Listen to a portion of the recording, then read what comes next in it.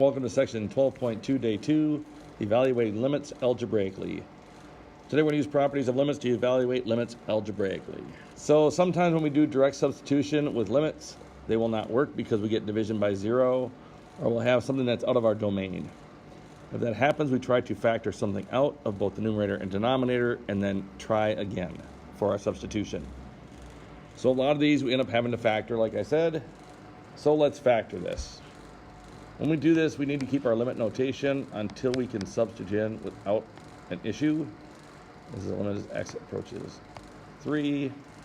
The numerator can be factored into x minus 3, x plus 2 over x minus 3. Now we can factor out the x minus 3's, cancel them, and we have the limit as x approaches 3 of just x plus 2. From here we can substitute in our 3. So you have to show this part, substitute in the 3 for x, and we get the limit is 5. And that is my limit. And if you look on a calculator, you would find that your graph would look like a line that approaches 5 as you get close to x is 3. And if you looked at the table of values, you would find that you have an error there because there is a hole when x equals 3. And there's a hole at the point 3, 5. Remember, with limits, we only care what's happening as we get close to the 3 here for x going to 3. We do not care what actually happens at 3 itself. So even though this is undefined at 3, we do approach the limit of 5 when we get close to 3. Here we evaluate the limit as x approaches negative 2 of x plus 2 over x cubed plus 2x squared minus 3x minus 6. If you tried to do this right away, you would find you have division by 0. So we are going to factor. Hopefully you recall how to factor when you have 4 terms. What you do is you end up grouping. And I'm going to do it up here so you can see what I'm doing. You group it. When you group it, you're going to pull out an x squared in the first group and leaves behind an x plus 2. Out of the second group, since your leading coefficient is negative, we will pull out a negative 3. Leaves behind an x plus 2. We keep going along with our factoring to show our factored form. This is x plus 2 over x squared minus 3 in parentheses, x plus 2 in parentheses. Again, when we look at this, you can see that we can cancel out the x plus 2's. This leaves the limit as x approaches negative 2 of 1 over x squared minus 3. Now we can plug in for x squared. We plug in negative 2 for x, remember it's squared, minus 3. And we evaluate this. The denominator is 4 minus 3, which is 1, so we get 1 over 1, which is 1. The limit as x approaches negative 2 of this rational function is 1. And again, if you looked at a graph, you would find an error on a table, and you would have a hole there at negative 2, 1. All right, here it says to use rationalizing. There are actually 2 ways to go about doing this. I'm going to show you both.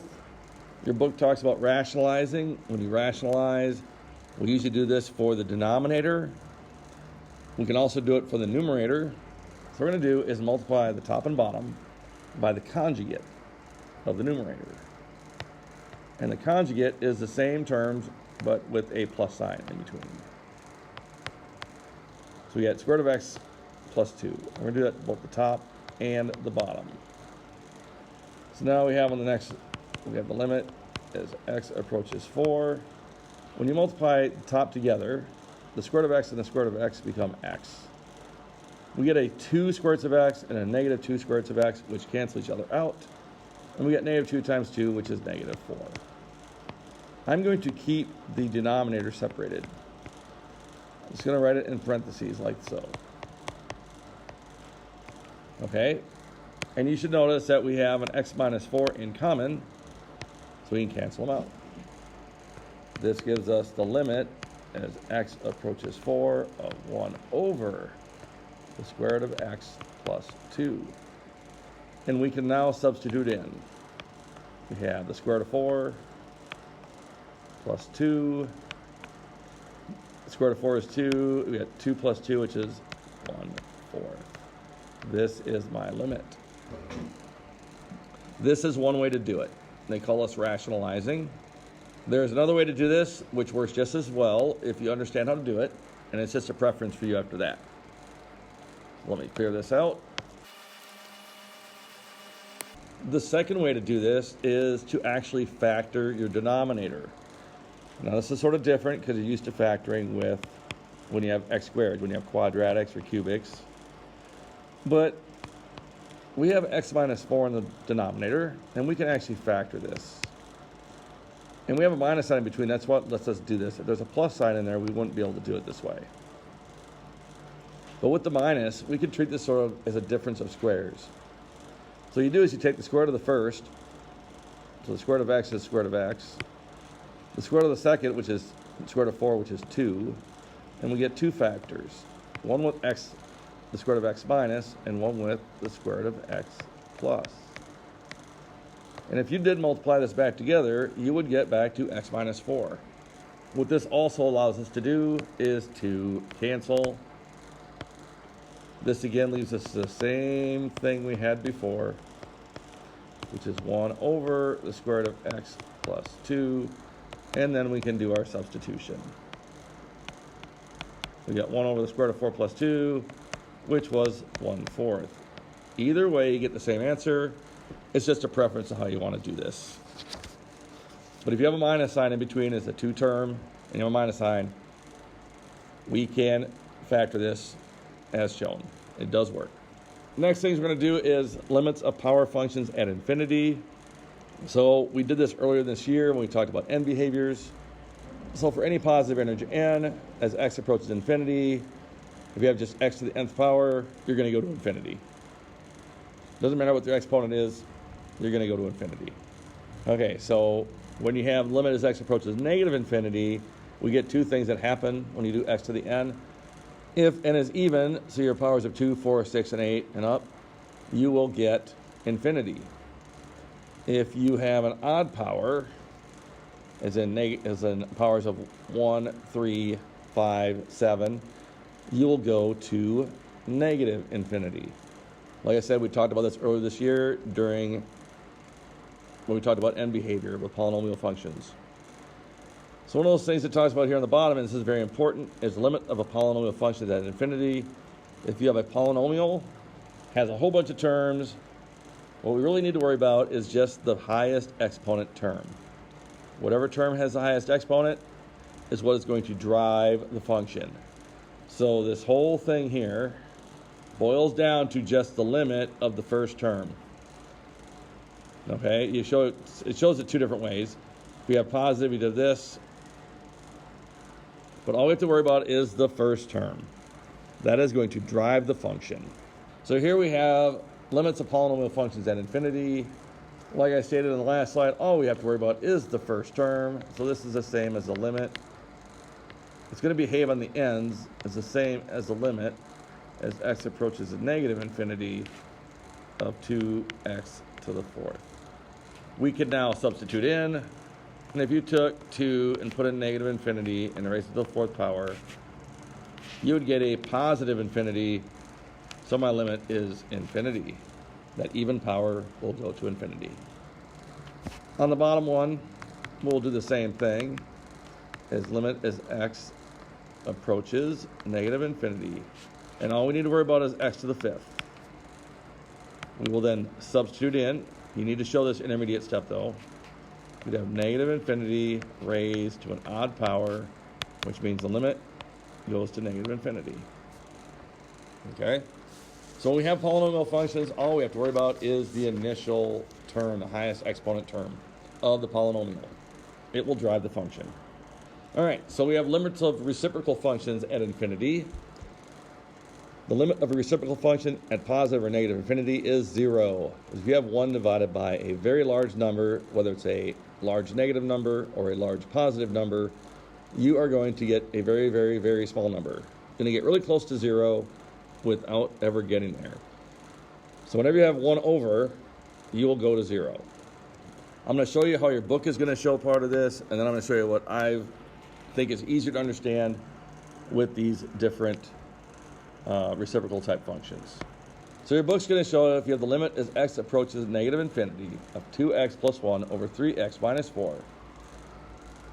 What your book is going to show you is to find the highest powered exponent of your variable and then multiply everything by the reciprocal of that.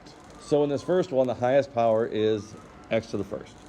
So what it's going to tell you to do is take and multiply both the top and the bottom of your equation. And as long as we do the same thing to both the numerator and denominator, we're just multiplying by 1. Okay? And we're going to multiply this in. And I'm going to show you this as all together. So we have limit of x approaching negative infinity. I'm going to show you numerator and denominator separated. Of 2x over x plus 1 over x. That's my numerator. My denominator will be the limit as x approaches negative infinity of 3x over x minus 4 over x. From here, I'll use a different color here. We get the limit, and we simplify things.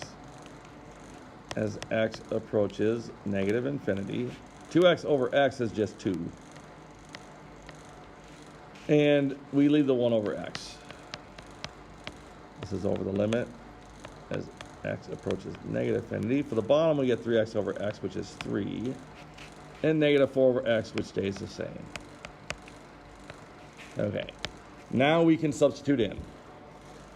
If we substitute in our negative infinity, we'd have 2 plus 1 over negative infinity all over 3 minus 4 over negative infinity.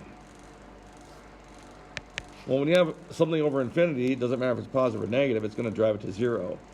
So the top just becomes 2 plus 0 over 3 minus 0, which is just 2/3.